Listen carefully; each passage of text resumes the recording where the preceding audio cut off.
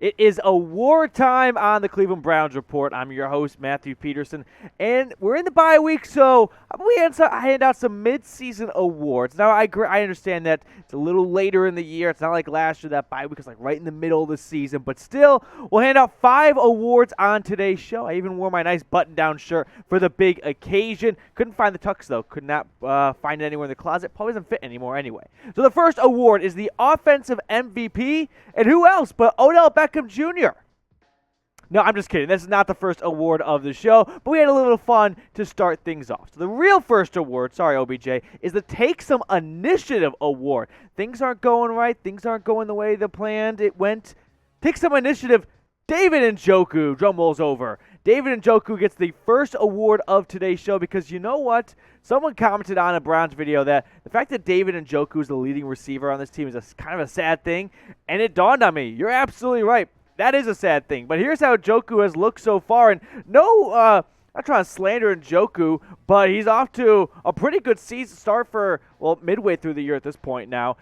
For his standards, 407 yards, 3 touchdowns, and that is good enough, sadly, to be number 1 on the team. Here's how the other 3 competitors stack up to him. Jarvis Landry in second with 356. This is just not what you'd hope to see at week 12 of the season. Your first receiver leader has 407 yards, not even 500, and it's also a tight end who makes up 2 tight ends make up 2 of the top 4. But with that being said, who is the MVP on offense for the Browns? I guess you got to go with Nick Chubb, even though he's missed some weeks here, but he's been awesome when he's been on the field. This will be the pinned comment on today's show, so go on down, reply. I'm also going to respond to the first 15 people that comment on today's video, so make sure you get your votes in down below. And the next award on today's show is That Was Fun Award. And drum roll, please. And the award goes to Myles Garrett, because that was fun when he had 4.5 sacks against the Bears. Can we have fun again? It's been a little bit since the Browns have had real fun. 13-10 over the Lions doesn't count as fun. I think Baker Mayfield storming off the field afterwards kind of sums that up pretty well. But it was fun when he went off for 4.5 sacks against Justin Fields and the Bears in Fields' first start and his return to the great state of Ohio. So I'd like to have some fun again. Myles Garrett having a great season, front runner for defensive MVP, and it's a bummer when the best player in the NFL on defense is on a team that's flat out underachieving. I like to have more fun. So can we get back to having fun? We all agree fun is more fun than no fun. Let's have some fun. You know what's not fun? Getting sacked by Myles Garrett. So if you don't even want to know what it feels like to get pummeled and pushed into the ground by 95, then subscribe right now, because Garrett and I talk every single day, of course. He FaceTimes me probably too much, and it's getting a little clingy at this point. But he did say if you don't subscribe, he's going to go out and sack you. So those are his words, not mine. I'm just kidding. So subscribe, though. Hit that big red button and join the channel. The next Browns award is the Best Malik Award. And it goes to one or two Maliks. Drum roll, please. Malik McDowell takes home the award. I'm sorry, Malik Jackson. You were second, if that's any consolation. But McDowell takes home the award, and he's had a great season, okay? Look at the two Maliks head-to-head right now. I don't think anyone expected McDowell to be going off like this, and going off is a little bit of a relative term, but still 3 sacks for him after not playing in the NFL ever.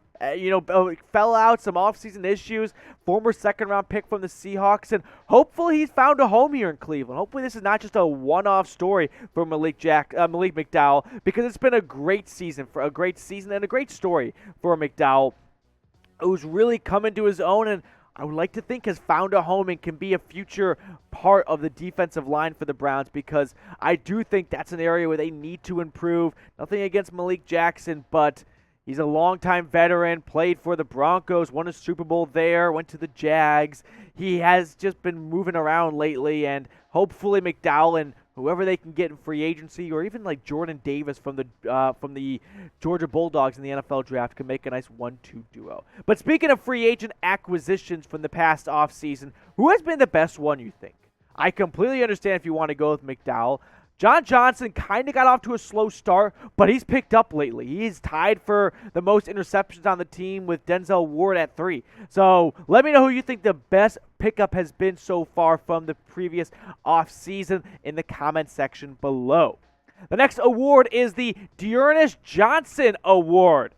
I wonder who that could go to. We're going to get to that in just a moment, but first, check out our sportsbook partner, BetUS. They have a 125% deposit bonus waiting for new users.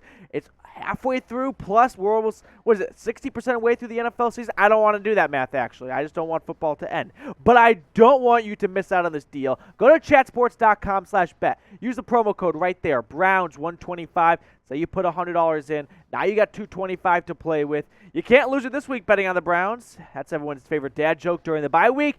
But bet on whoever you want, whether it's Myles Garrett to win defensive MVP, whatever tickles your fancy. So subscribe and make sure you check out BetUS today. Back to the award show. The DAndre Johnson Award goes to, drumroll please, DAndre Johnson. That's right. He takes home his own award because when the Browns didn't have Nick Chubb and Kareem Hunt, things looked bleak, and DAndre Johnson hadn't had much of a role up to Week 7, but then the great feel-good breakout story comes to light.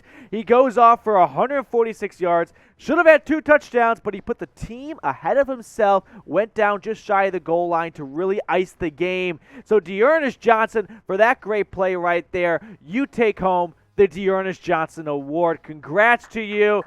It's been a long time coming. You have worked your tail off for this moment, and we're just so happy as producer Jeremy is just wagging his tail over the DAndre Johnson Award winner, being the man himself, DAndre Johnson. And the 5th and final award of the season, Drive of the Season, the best drive of the season. Drum roll, please, once again, producer Jeremy. You got to go back to the first drive of the season. It is Week 1, the drive against the Kansas City Chiefs. That is the award winner for this one because the Browns in Week 1 came out and punched the Chiefs in the mouth for the first 2.5 quarters, and then it fell apart a little bit. But that was fun for a half. So with that being said, what's the highlight of the season so far in your opinion? I don't really blame you if you want to go back to the first half against the Chiefs, right? The defending AFC champs, heartbreaking loss in the playoffs a year ago to them, and you come out and you march down the field and just beat the crap out of them for a half of football. And then the Chiefs were the Chiefs, and it's unfortunate the Browns couldn't play the Chiefs in Week 4 when they were really bad. But the drive of the season has to be the first drive of the year because the Browns, like I said, just march down the field. 12 plays, 75 yards, a Nick Chubb touchdown run, a Kareem Hunt 2-point conversion, toss in a Baker Mayfield to Austin Hooper 4th down conversion to keep the drive alive. No better drive than that, in my opinion. So I would like to go back to the first week of the season. I'd like to go back to the first half of Week 1, actually, because that was fun football. The Browns need to loosen up. I'm not saying maybe loosen up like we are on the show today, but they got to find a way to get back to that swagger, get back to the mojo.